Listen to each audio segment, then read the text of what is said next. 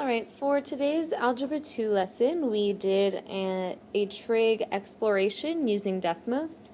If you were absent, you can actually go ahead and do this along with me if you go onto student.desmos.com.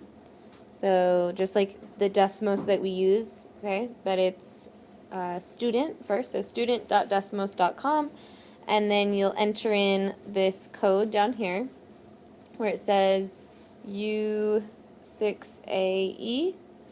You can enter that in and you can go ahead and work through these activities. Basically what we did is students just started with number 1, so the first one here, you see some examples of what different students were doing, and your board looks like this. You can just mess with the A, B, H, and K values to see how this general sign function changes. So this here is just a general function, right? We're just used to sine of x. This is some ways that we can kind of manipulate the function. So you want to note this equation and then look at what these different variables do. Okay, so sliding this changes some things. The next question asks about the amplitude. So it says the A in this equation stands for amplitude. How did changing this number affect the graph? So based on this graph, you'll notice that if I increase A, it stretches the waves, right? And if I decrease it, it makes them smaller. And once I go negative, it actually flips it, right? Sine usually starts up. Now that A is negative, it starts going down. More specifically, this A value is actually the height. So if I look at this point right here, it's negative pi halves comma 4. And this point at the bottom is going to be pi halves comma negative 4. So we're thinking about the height in terms of the distance from the middle of the function. Okay, so A represents the amplitude, and the amplitude just means the distance from the middle of the function to the top or to the bottom. Okay? So that's for amplitude. The next question asks about H and K, and where have we seen that before? So if you go back to the sine graph, if you mess with H, you'll notice it slides the graph to the right or the left. Okay, if I maybe highlight this point, you can see more clearly as it moves.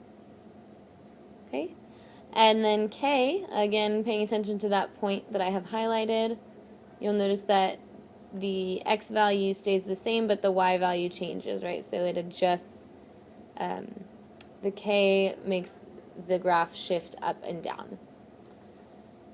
Okay, and as you're going through this, if you were absent, just take notes on what you observe. Make sure that you include the general equation right here, and then talk about what each of these values does, so what changing each of these things does to this graph, okay? Alright, so we've talked about those. Then students did the same thing with cosine. So again, if you're following along, if you were absent today, write down this equation. Okay, that's the standard form for cosine. And then you can mess with these to see how it affects the graph here. A lot of them are very similar to sine. This question asks about B now. So B, if I leave everything the same, so this is just a normal cosine function, right? The period is 0 to 2 pi.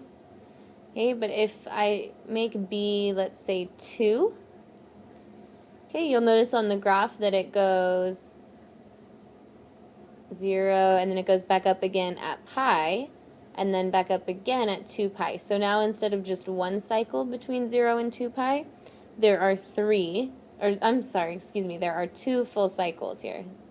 Okay, one from 0 to pi, and then the second is from pi to 2 pi.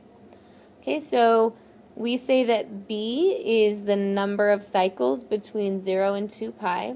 You can see if I make this smaller, say I change it to 1/2. Okay, you'll notice that between 0 and 2 pi, there's only half a cycle now, right? It's just the down part. We need the back up. So it requires us to go all the way to 4 pi to get one cycle of cosine.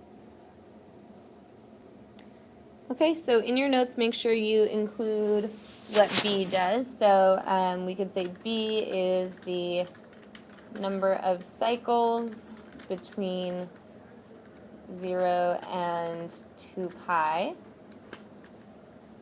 which also means that the period then, instead of just being 2 pi, it's actually 2 times pi, and then all of that divided by B.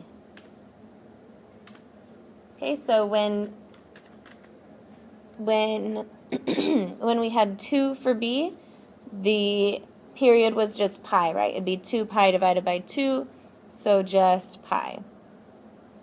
Okay, let's go ahead and look at this next one. So this is tangent. Again, this is an important equation, so make sure that you have that written down. This is the standard form for tangent. And we have the same sliders, and we can see what they do. For instance, if I move A, if I go negative, it kind of flips it around. Then the smaller decimals, it has more of a curve.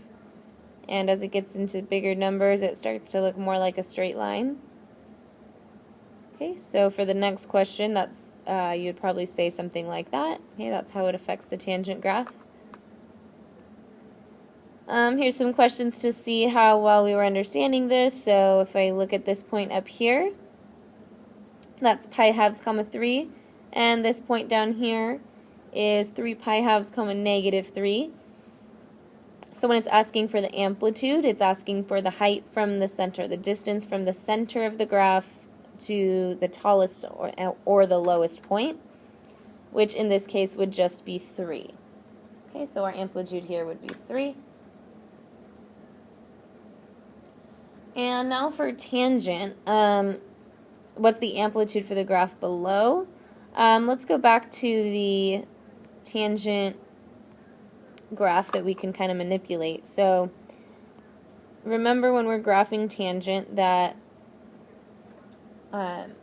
we graph the significant points, right? We have the asymptotes at every pi halves, pi halves, 3 pi halves, and so on. Here though, remember, I'm going to make this step pi over 4 instead.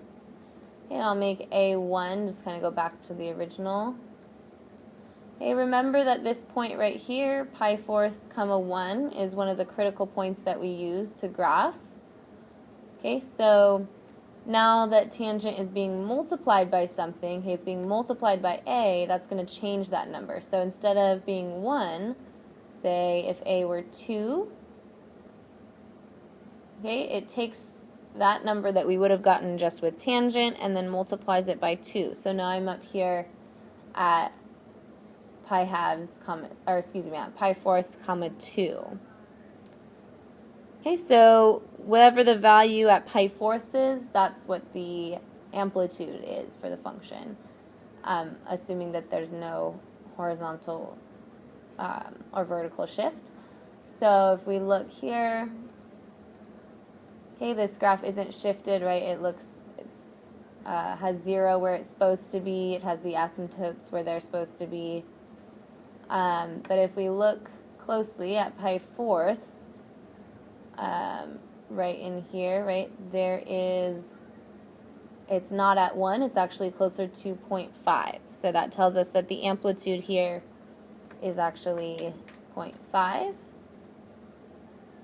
All right, then for these last 3, I asked students to come up with their own equation, so they could use the sliders as long as they just kind of change some stuff. Okay, so you don't want to just look at the regular one, maybe make A really big, maybe make A like 3, and then you make B 2, so it's more 2 cycles between 0 and 2 pi instead of just 1. Maybe you want to change the shift, so you can move it over 0.4, move it up 2.4, okay, something like that. So then they would plug in these numbers to the appropriate variables here and write it in their notes. So this equation right here, the function that's graphed would be y equals 3 times sine of 2x minus 0.4 plus 2.4. And then I asked them to sketch their graph from 0 to 2 pi.